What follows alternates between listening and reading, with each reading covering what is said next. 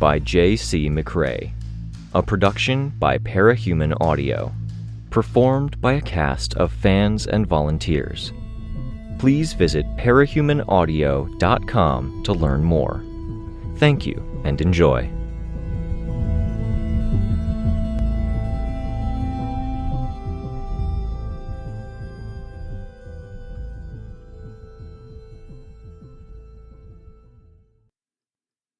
Arc 16, From Within, Chapter 1. I woke up, my arm sliding across a file folder I'd left on my bed, with a stinging sensation I was sure was a 6-inch long paper cut. I made myself sit up and swing my legs to the floor without using flight, and I sat where I was, feeling the muggy, lethargic, slow sensation of being sick. I unwrapped bandages, and with some gentle prodding, I checked my arm and hand, where stitches still connected the flesh that had been flensed from finger and hand. It wasn't puffy, and it wasn't an inflamed red. The red line that had been tracing its way from the wound up my arm was gone.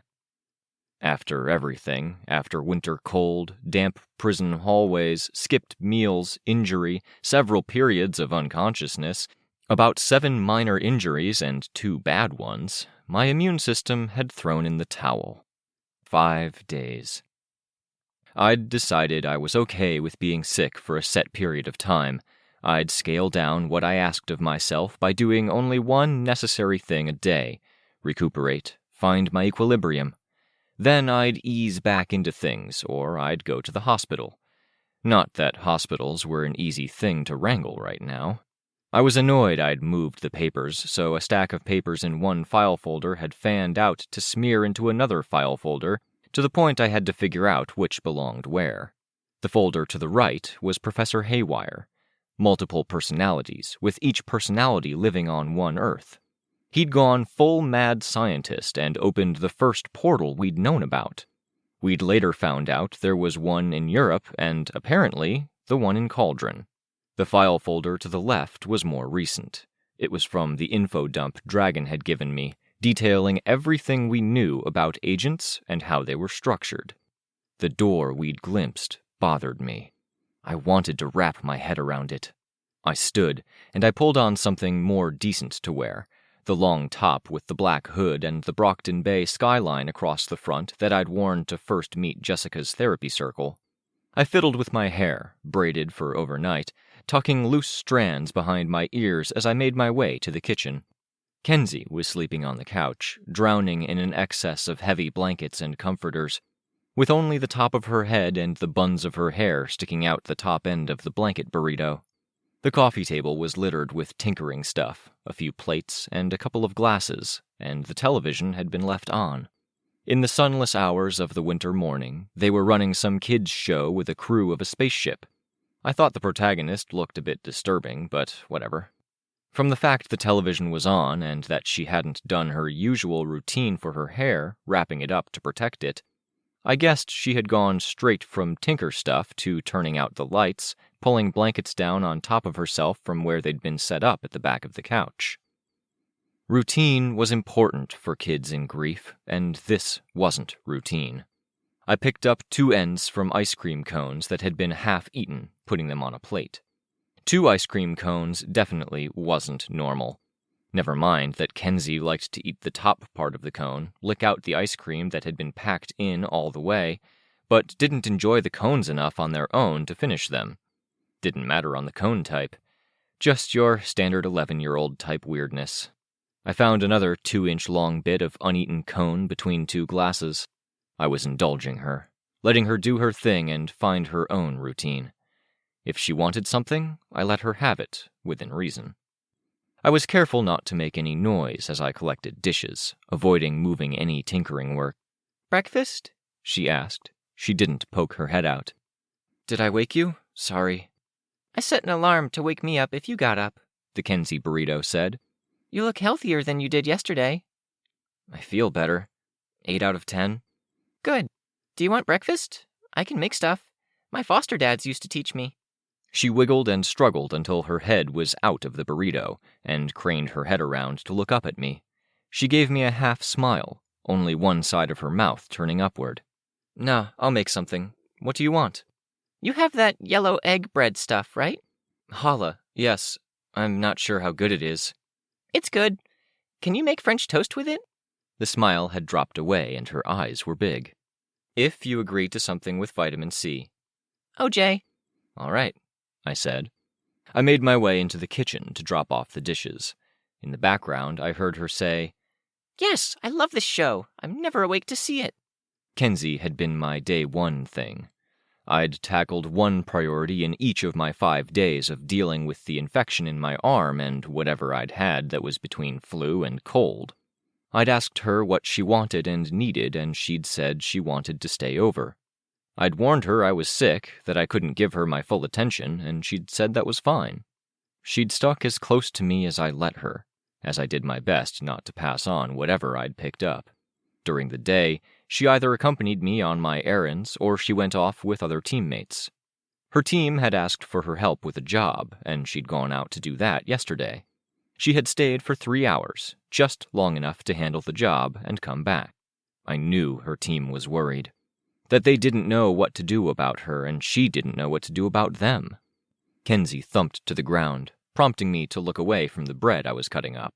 She'd rolled out of her burrito and onto the floor, and was in the process of kicking and punching her way free. She bolted once she was out of it, straight down the hallway. Ad break, gonna pee real quick, back soon. The bathroom door banged shut. It had been Candy who had given me the data stick. I'd plugged it into my phone while waiting for Kenzie to get her things together. I had no idea how Candy had even gotten it, but it was surveillance footage from the warden's HQ. Kenzie stricken. Kenzie pushing things off the desk she'd set up at. A faltering attempt at smiling had given way to tears, sobbing. She'd started shouting and pushing more things to the ground when her teammates had tried to reassure her. In the end, it had been Tattletale who had caught her in a hug, pinning her arms at her sides, and held her there. Tattletale who, despite the video not having audio, had apparently told Chicken Little, Darlene, and Candy to go. When Kenzie had been released from the hug, she'd gone back to her computer to keep updating us. After everything had wrapped up, we had spent a few hours together recapping, but Tristan had wanted to get Byron looked after, Kenzie's ride had come to pick her up, and the rest of us had needed medical attention. I'd gone back to the apartment, cried some, and crashed hard. I woke up sick, and Kenzie had been the first thing on my mind. She'd come over that evening, and she had stayed every night since. She had opted to sleep on the couch rather than disturb Ashley's room. She ran down the hallway and up the stairs to the living room, banging into the table in her hurry to get situated in front of the television again. I peeked and saw her bundling up in her blankets. No sign of any agitation. Her eyes weren't red. She wasn't smiling incessantly. She wasn't crying. I made the French toast, quickly fried up some hash browns with sweet potato, and got the OJ out. I turned the kitchen TV onto the channel with the spaceship show. The process of putting it all together was nice, even if I had less than zero appetite, still feeling groggy from the illness. "Ken's, breakfast!" She came without protest or hesitation, but I did see her perk up when she saw that the show she was so into was on in the kitchen as well. Ashley's thing had been to have a lot of televisions and radios. Kenzie leaned over her plate to reach out and touch the screen. She dragged the image aside, beyond the confines of the screen itself and onto the wall. She did it a few more times, bringing up email and a news channel that was currently showing the weather. "I didn't know you tinkered the TV," I commented as I sat down with my own plate. "I did it to keep myself busy the other night while you napped." "Sorry," I said. "No, it's fine. We did something before, and we watched that movie after. That was nice. And this is really nice. Thank you so much." It was. I had no appetite, and my senses were dulled, and it was still surprisingly good. I liked challah, and I liked French toast, and I'd never thought to put them together. I feel guilty not being able to give you my full attention. "You're sick. It's okay. I'm just really happy you're keeping me company," she said, speaking between bites. "I would have gone crazy if I was at the facility." The place for the orphans and foster kids in transition. Chris's old place. "Are you feeling like you need more routine, or get back to where you have your stuff?" She shook her head, shrugging. At the same time, she started trying to cut the crust off the bread. Her top had only the 2 narrow straps at the shoulders, leaving the arms and the rest of the shoulders bare, and I could see the tension there. It would have been easy to chalk it up to the effort of cutting through the thicker crust of the bread, but Kenzie was very good at hiding what she was feeling. Talk to me. I can't help if you don't tell me what you're feeling. I don't want to go back just yet. I don't know what I'm doing. I don't know what's happening with my team or our team or the city or anything. This is nice. She turned her head to look at one of the screens that was floating around the television, tilting her head slightly. I ducked my head down until my chin was nearly touching my hands, which were flat on the table, trying to get a better look at her face. She met my eyes. What? I asked. I don't want to be a problem. I don't want to scare you away or bother you. It's really obvious to me now that I can think everything's fine and then it's really not. I thought I was better and I'm not. But I want to stay, just for a little while longer. When I dropped you off that night, at the end of the day everything happened with teacher, the staff said they were concerned because you made those images, and they said it looked like a projection of Ashley with something that looked like... Don't... Kenzie interrupted, her mouth partially full. She swallowed. Don't say it was AI. It wasn't AI. It was just a picture and a few minor triggers. I still get flack for some stuff I did at the end of summer that wasn't AI. I got questions from Parahumans Online about it afterwards, and then from the team, and I told Jessica, and Jessica had to double-check it wasn't AI, because that's the kind of thing that makes the heroes crack down on you, and they checked and they agreed it wasn't, so no, not AI, no intelligence. If you say it was, I will actually get mad. Not AI, I said. She huffed a bit and nodded. She took another bite and chewed it more than necessary. I had no fucking clue how I should read the things like Kenzie crying and sobbing instead of smiling, or her getting angry in a way that showed, like here or with Chris. Was that growth, genuine and healthy displays of emotion? Or was it worrying because she was getting upset and ranting a bit, that she was grieving, or that her emotions were running this high? I miss her, I said. Enough it hurts, and that it surprises me a little. Kenzie looked up from her food, chewing. She was really good company. Maybe the best kind of roommate to have. We had a good sense of each other's rhythm and boundaries. I feel like she forced me to grow up a lot about some stuff.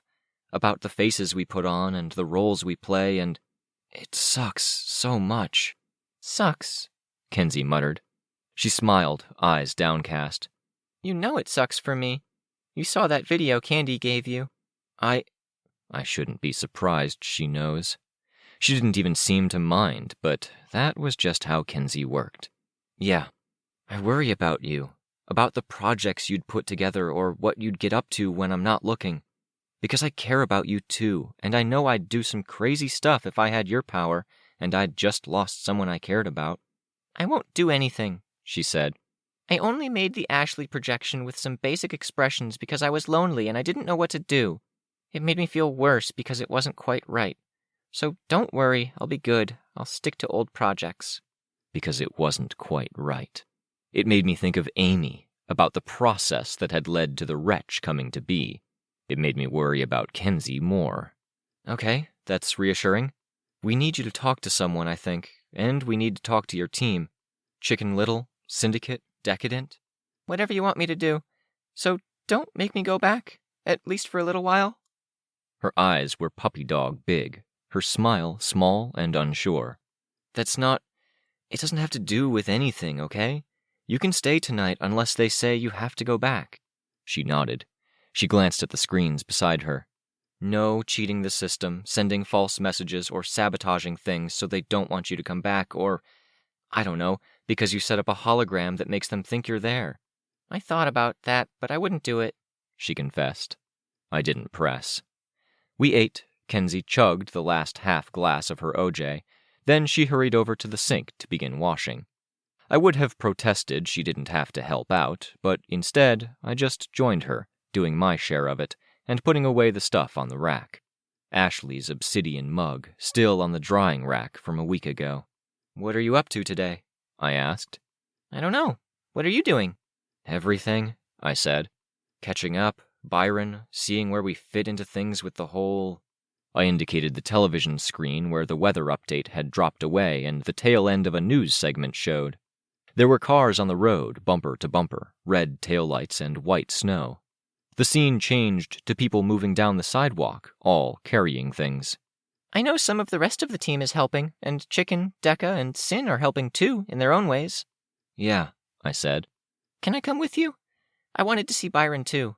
I thought about it for a second, then nodded. Costume or no costume? She asked. It was a good question. No costume for today, while we work on bouncing back. If we wear something costumey, we'll feel compelled to do something costumey. Good plan, she said. I looked back at the television, where they showed rows and rows of fresh new tents.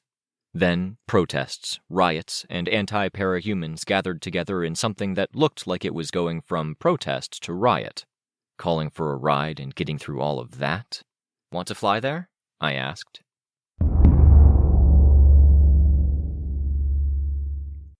Mass evacuation. The ice was cracking. We'd been given a deadline suggesting disaster would strike within a week or two. All it would take was a precipitating act. The ice would crack, and, well, we'd seen the data lifted from teacher's computer. With full knowledge that it was winter and we were putting lives at risk, our side was working with local government to force people to vacate. Some resisted, and some of that resistance was gathered at the front of the Warden HQ. A line of police was all that kept them from storming the place. One of them was being disarmed of something they'd lit on fire, with police taking advantage of the fact that people had backed away from the protester to gang up on him 3 against 1.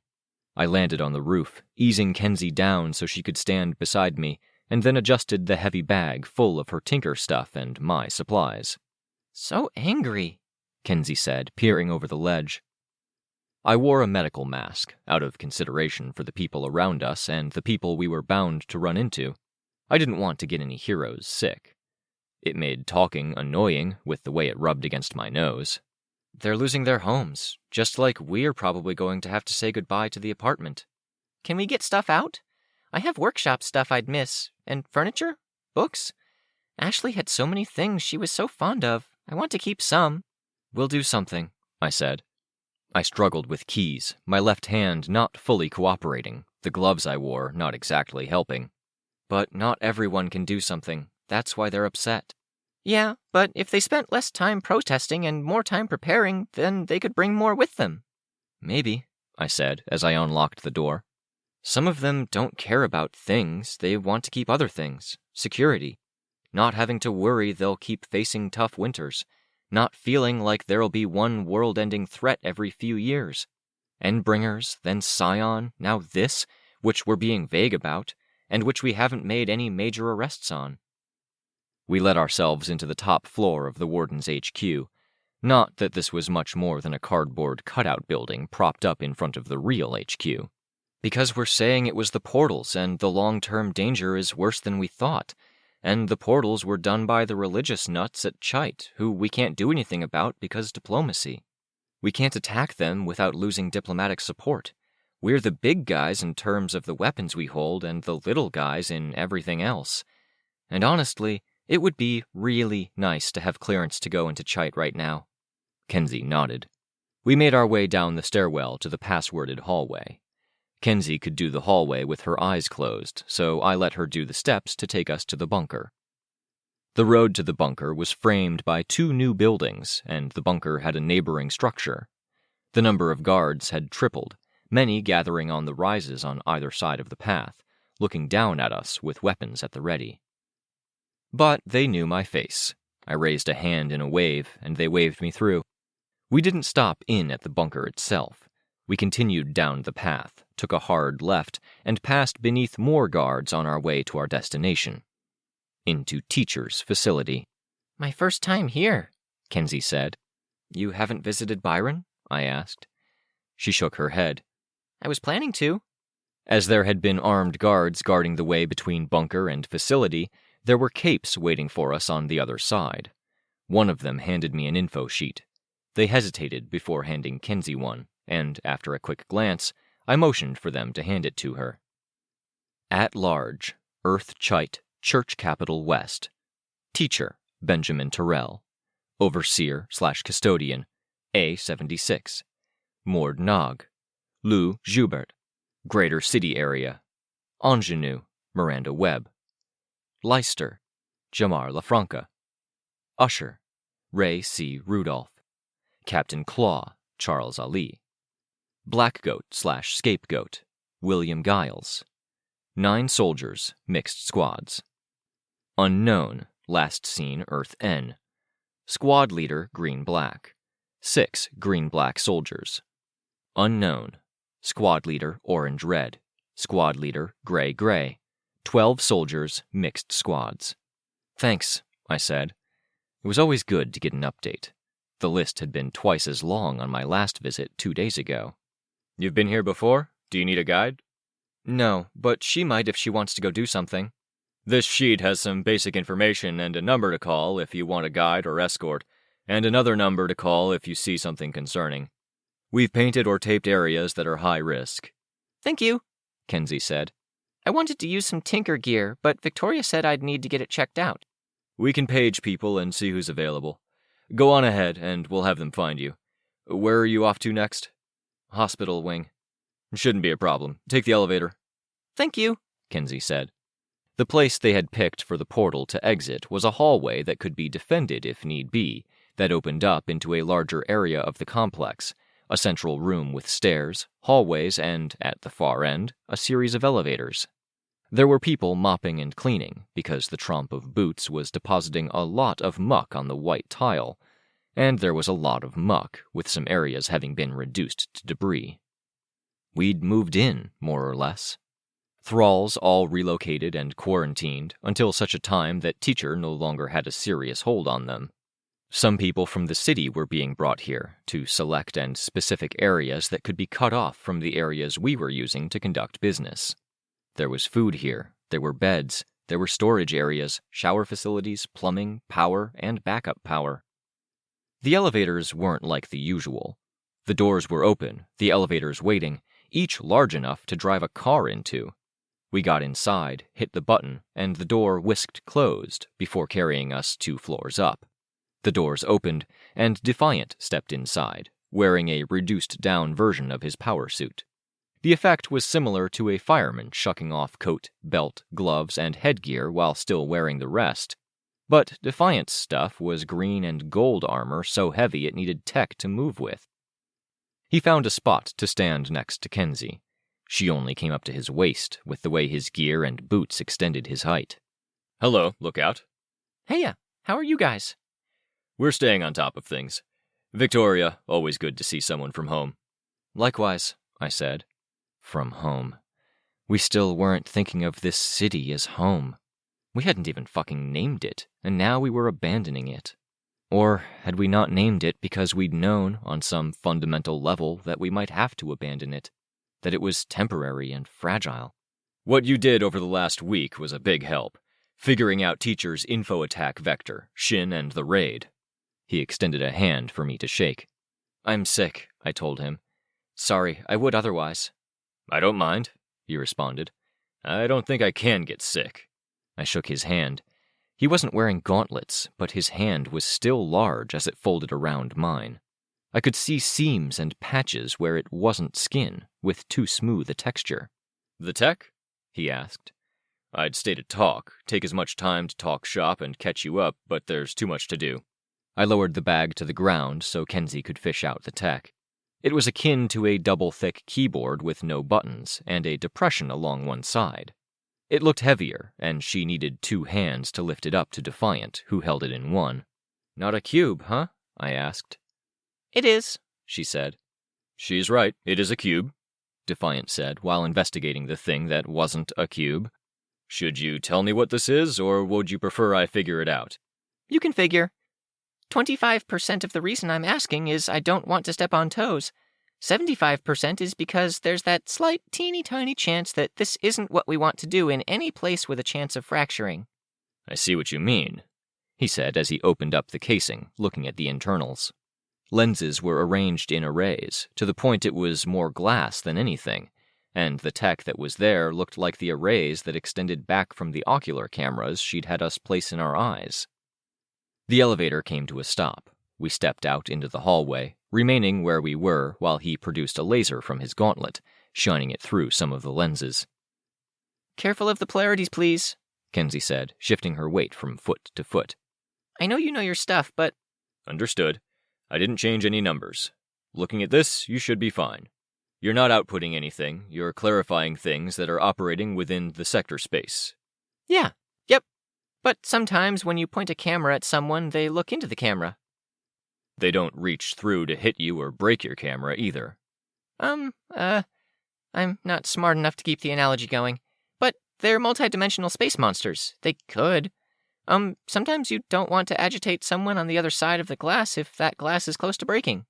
I think you're safe, he said, handing Kenzie the keyboard thing. About what you just said, I do think you're smart. More importantly, you put in the effort, and I put a lot of stock in that. If we were still in the PRT, I would want you on my team. No, you wouldn't. Nobody who's seen my record would. I've seen your record, and I would. I'm a fuck-up, though. I leave a trail of messed up relationships and regrets behind me wherever I go. I'm doing it right now. With me? No. I bit my lip. I wanted to comment, but this was between them. No, Kenzie agreed. My new team. I'm very much the same, Lookout. I made almost no friends over the years. Chevalier, Mirden, Miss Militia. I'm not even sure most would look at those relationships and think of them as friendships. Dragon? Kenzie asked. I was getting around to that. Dragon was my first real friendship. I had immense respect, trust, and fondness for her. It did require some leaps of faith, challenges. Because she's an AI. Yes, and because we're different people. We figured it out because it was worth it for both of us. That laid a foundation for a relationship that was more. I've talked about those sorts of foundations with people before. It's not that easy. It sounds easy on paper, but... I know, believe me. She wiggled a bit. But if you want more friends, I'm always down. You've seen my record, so it's okay if you say no. But if you say yes, then you're saying yes while knowing I'm a bit of a nuclear-powered screwer-upper of relationships. I would be happy to be your friend, Lookout. And if I'm welcome, I'd like to see the tech in use. I have a guess about what you're doing. She nodded, enthusiastic, then looked at me. Yeah, I said. Yeah, though we're not the only people involved. If they say no... Of course, Defiant said. We got moving. Though he'd just handed us the keyboard thing, Defiant ended up carrying it and carrying the bag, which I was secretly grateful for. I didn't feel like I was at 100%, and fatigue set in easy. Even though it was against my personal policy, I ended up flying rather than walking as we made our way through the hospital wing. Is Dragon okay? I asked. Dragon's fine. What's she up to? Infrastructure development at Carroll Hill and Autumn's, 2 of the new tent cities and hopefully one of the places we can settle for good. I suppressed a comment at that. Your teammate fought Saint. Did he mention her? No, I was just asking because she was absent. As was I for the latter part. Dragon is immensely powerful, but she, like any tinker, is dependent on her pre-established work to function at optimal capacity. The Dragon Slayers knew this and used it against her in the past. Teacher used it against her here. With no satellites to use for remote access except the ones she deployed after passing through the portal, she was limited in what she could do. If she dies without redundant systems and infrastructure behind her, she dies for good, just as any of us would. Kenzie's eyes dropped to the floor. At the same time, I made a bit of a face. I wasn't sure he'd seen with the medical mask covering my mouth. He'd seen. And there I go, proving my earlier point. I'm not always good at conversation, even or especially casual conversation. I heard about your teammate. I didn't mean to prod a wound. That was casual? Talking about death, dying, and the cape stuff? Either way, I nodded. It's okay, Kenzie said. I'll forgive you your foibles if you forgive me mine. We'll work on them, he said. To me, he said, I don't suffer from that same general need. I don't often lose my technology, but I suffer for a lack of allies and friends. I could have gone ahead and cut my way through an army of people who only committed the crime of getting brainwashed, but I thought it better to support my team, my wife, and force him to keep committing forces. It wasn't easy, I said. He shook his head. No, and neither is the aftermath.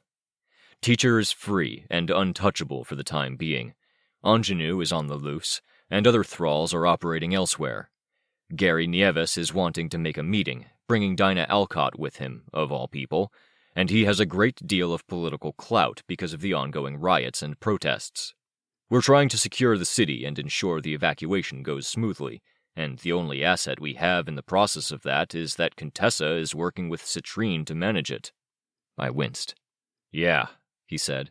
My feelings exactly. Byron's room was at the end of the hall. Rein was there, as was Vista, who wore the cloth part of her costume, but not her armor. She was curled up in a chair near Byron. Rein sat on the opposite side, shoes kicked off, sock-covered feet up on the side of the bed. They were watching a movie, to the tune of regular beeps. Byron lay on the bed, bandages on one arm, shoulder, and at his side. The bandages were clean, but there were hints of seepage, too thin to be straight blood, but with telltale crimson. He wore a t-shirt with parts cut out to accommodate the bandaging, and pajama bottoms.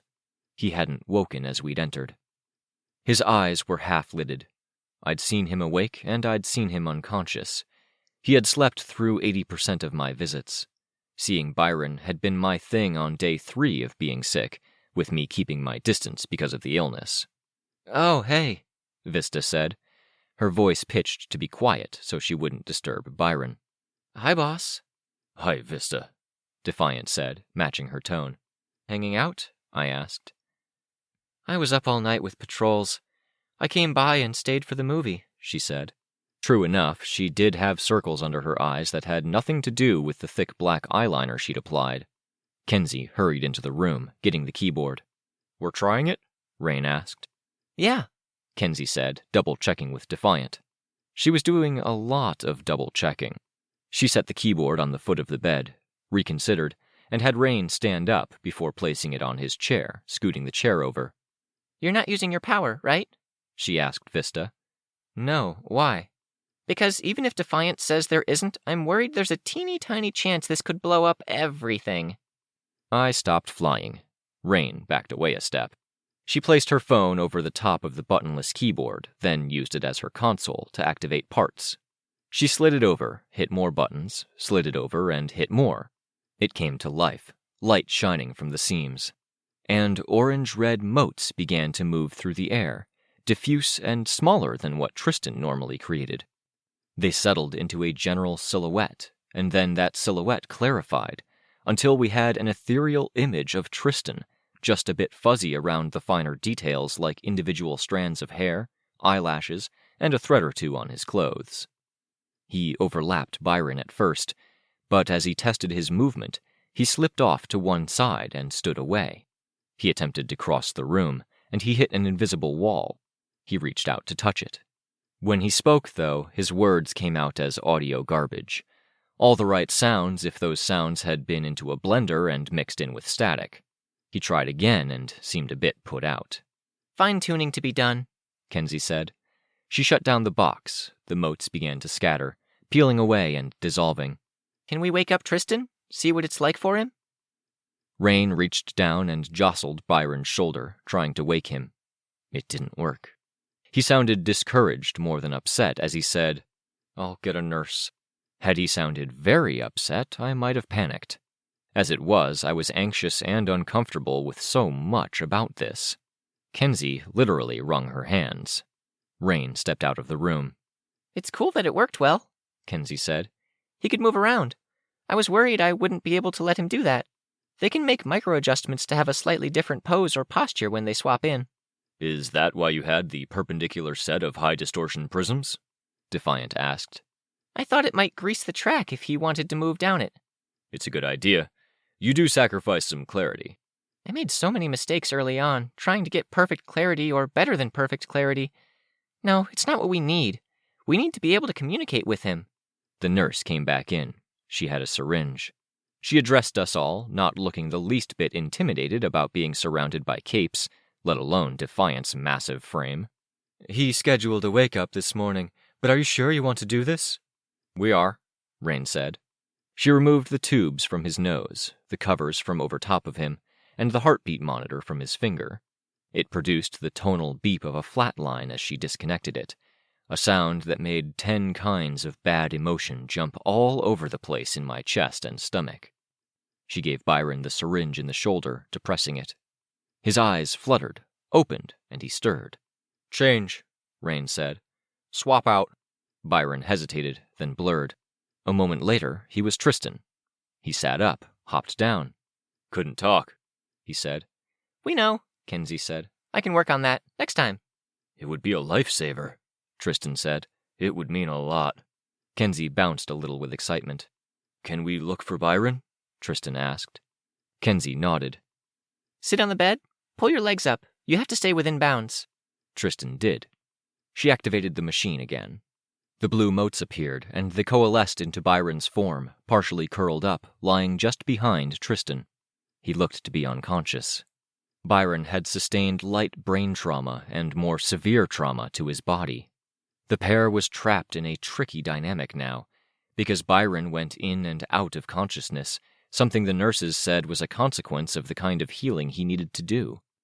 But he didn't heal while Tristan was out and about. He had to be phased in, lying there with people checking on him for best results. Tristan had been giving up extra time just to give his brother a shot at a faster recovery. And he was recovering, but it was slow. And apparently, while Byron was in that twilight state of recovery, Tristan was aware. There was no sleeping in sync like they normally did. Not for most of it.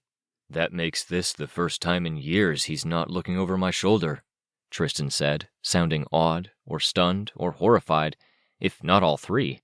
"Maybe that's a good thing," Vista said. "Maybe," Tristan said. "We'd have to do more tests. Do this a few more times." "I'm down," Kenzie said, sounding excited. "Yes, absolutely. But I have to go home and tinker, and then I can bring it back, and in between phases, I need to visit Rein while he's asleep." "Me? Why?" "Because I think the principles we're using here could help give a sense of what's going on there, in your head, when you're in your dream room. And if we can do that..." "The door," Rein said. "If we can move static things or grease the way, maybe we can get it so you can go through." Holy shit. Do what Teacher was doing? Going into the shard's space and affecting things there? "No." Everyone assembled turned to look at the speaker. Defiant. "No, I'm sorry. I could talk to other members of the Wardens about it, but I don't think we could conscience it." "If we don't, Teacher will," Kenzie said. "He'll figure out how to get in there and how to mess with powers or do whatever else he was doing." "Maybe. He doesn't have his tinkers or tech. That slows him down. We're maneuvering to deal with him." "This is a possible answer. What do you think the danger is if we're basically doing what Teacher is?" "I don't think there's any particular difference in the degree of danger you face compared to him," Defiant said. "I think it's very possible what you're talking about could work and would work in the same way." "Then why not?" "Because you're 11, and he's a criminal with the remainder of his punishment pending, and that's... Frankly, if it's what we think it is, it's a horrific amount of power." "You don't trust me?" "I'm not sure I would trust Dragon with it, and I trust her more than I trust anyone. This is something we could reserve for emergencies. We could pull multiple Tinkers in and spread out the load, maybe, but my instinct is no. It's too much, and it's too dangerous." "Oh."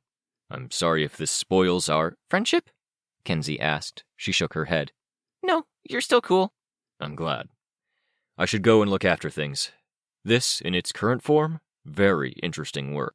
Keep me up to date on the progress?" he asked. "Can do." He gave a nod to Vista, then turned to go. The conversation resumed, Tristan getting his stuff together, Vista talking to him about a movie they'd watched, apparently Tristan's pick, except she or Rein had picked up a similar movie to one on Tristan's list, same name, same director, same year, wrong Earth of origin. Kenzie was quiet, staring down at her work. Her hand ran along the flat surface.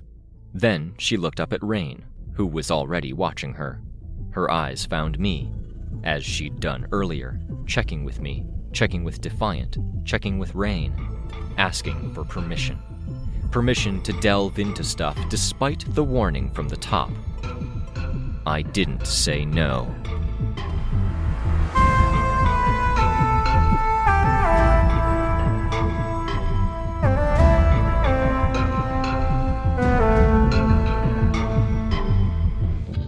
This was a production of Ward by Parahuman Audio. Ward and the Parahuman stories are written and owned by J.C. McCrae. You can find the original text and support the author at parahumans.net. For more of the Ward audiobook, as well as other community works, please visit parahumanaudio.com. Music for this chapter was by Evan Witt. Find out more at wittynotes.com. Editing by Fyodor. Narration by Robert Rein Ramsay. Find more of their work at our website. Thank you for listening.